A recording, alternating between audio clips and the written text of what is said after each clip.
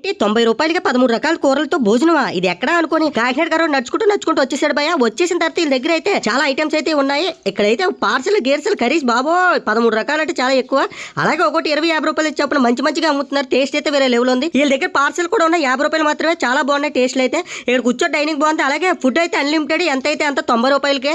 Curries అయితే ఎంతైనా వేసుకోవచ్చు. అన్నం అయితే ఎంతైనా తినొచ్చు. నాకైతే చాలా నచ్చింది. అక్కడతో అక్కడ కాకినాడ కర్రోడికి ఓ ప్లేట్ చెప్పండి అనే బోడికి ప్రతి కర్రీలు రకరకాల కర్రీలు వేసి మన చేతికి అయితే ఇచ్చేసారు.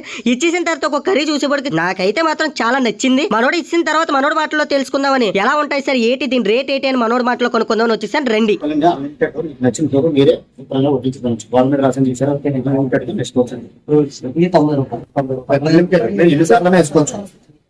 సూపర్ ఫాలోవర్స్ ఎక్కువ నిజంగా ఇక్కడ తీసుకున్నారు. అన్లిమిటెడ్ రైస్ అన్లిమిటెడ్ కర్రీ అన్నారు. నాకైతే చాలా నచ్చింది.